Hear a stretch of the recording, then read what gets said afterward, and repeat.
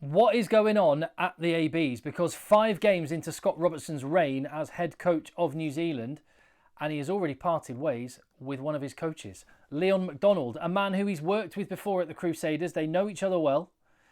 Their style of coaching and philosophy on rugby is not a surprise to each other, but they weren't able to resolve their differences in working approach. That was the phrase that was used. And Scott Robertson said, quote, "Leon and I have been having some honest conversations for a little while now. We have differing views and agreed it wasn't working. Leon and I care deeply about the All Blacks, and we believe we've made the decision that's best for this team." It is odd, isn't it? Because, I mean, it's odd most of all because the All Blacks just had comfortably their best attacking performance in the 5 games so far. They won against England, those 2 games, and against Fiji. And whilst it wasn't massively convincing from an attacking perspective, I mean, you have to look at the context here.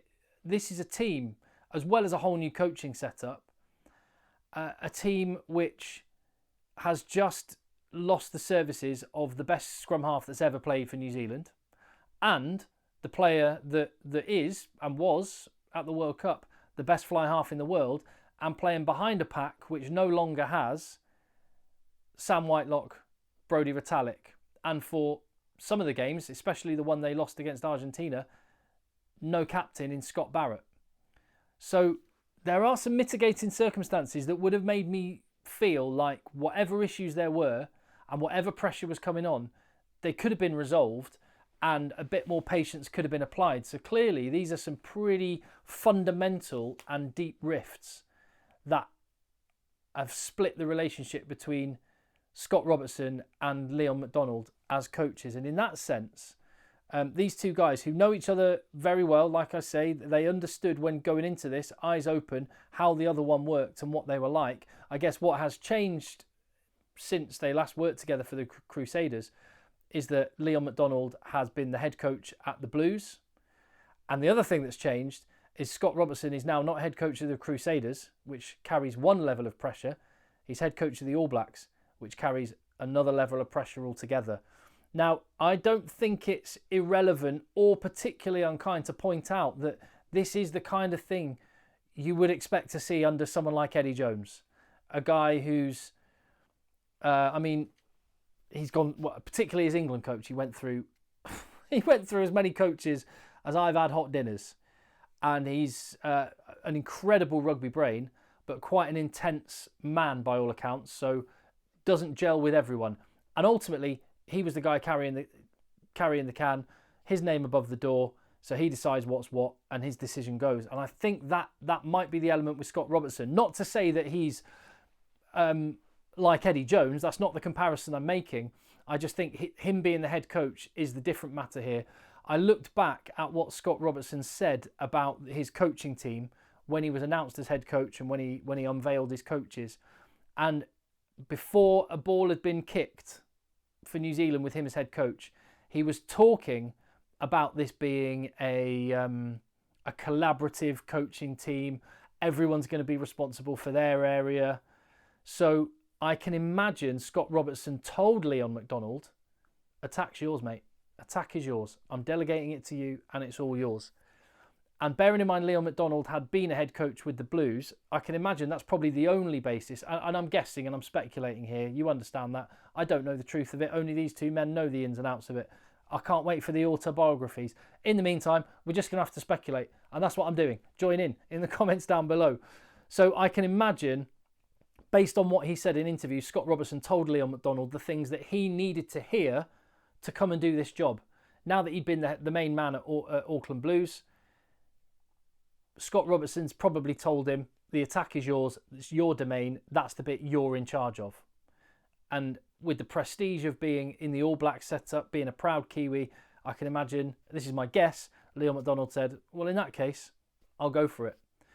When the rubber meets the road, and this is why I brought up Eddie Jones, not to disparage Scott Robertson anyway, but just to say that the pressure of being a head coach at international level is very different. And as much as Scott Robertson maybe might say, that's your area, I'm just going to oversee it, we're all going to be a nice big happy family. When the pressure comes on, when you don't play brilliantly to start with against England, when you lose against Argentina, suddenly the reality would hit for Scott Robertson. My name's above the door. I'm the one that carries the can. If I don't like something and if I want something done my way, I have to do it. So I'm suspecting that's probably what's happened. It could be a bit of ego, clashing egos. Now Leon Macdonald is, been a main man, puffed his chest out a bit, and Scott Robertson maybe, who knows how the inner workings of it goes, but that is my best guess at what is happening here. And any thoughts you may have, get stuck in down below. It is a shame, and it is a surprise. I was actually thinking, and I was looking back.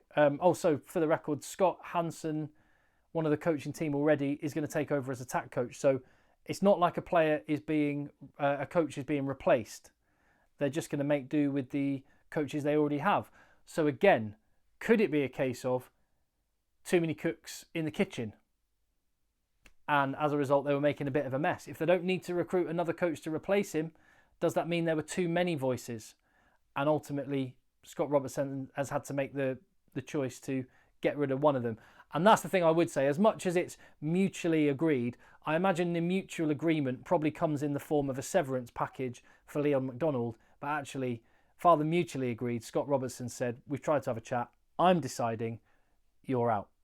That is the brutal reality of coaching at the top. I did think of Tony Brown, because isn't it interesting? He was named by Scott Robertson. When Scott Robertson applied to be the All Blacks coach in 2019, he named Tony Brown as the attack coach that he would have.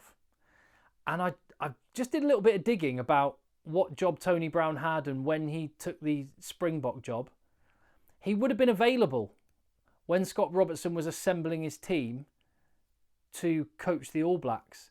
And I wonder if he's missed the guy that maybe he reflects he should have gone for again, like he did. Why did he go for Tony Brown in 2019, but not in 2023, given that Tony Brown's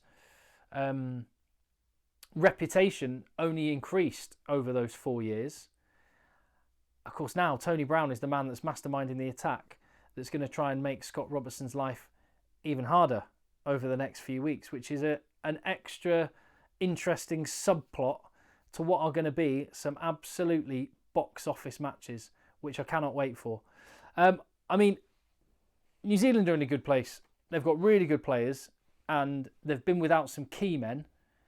And let's not forget, they're 5 games into Scott Robertson's new setup, and they're without Aaron Smith, the best scrum half New Zealand have ever produced, and without the best fly half in the world in Richie Mwanga. And they were without their captain, Scott Barrett, and a key piece of beef in the engine room where they no longer have Sam Whitelock and Brodie Retallick. It was always going to take a little bit of time for the cohesion and the relationships in that team to bed together. So I think anyone who thought we were going to see amazing All Black attack from day one would have been misguided. It just seems a bit of a shame and a bit strange and far from ideal that after by far the best attacking performance they've put in so far, Leon Macdonald is gone. But gone he is. I've seen it written and said in a bunch of places that it's good that any issues have been addressed quickly and sharply at the start and nothing's been allowed to drag on. Maybe that'll turn out to be the case. Maybe there's some stories that we won't know about for many years to come. Like I say, I can't wait for the autobiographies. In the meantime, we can speculate here. And join me in the comments. I will be out, by the way, as I've mentioned again and again. I'm going to mention it again just in case you missed it. I will be out in South Africa next week. I'll be going to watch the All Blacks in Johannesburg and Cape Town. Another reason, if you haven't already, to hit subscribe so you don't miss any content on the channel. I'll see you on the next one.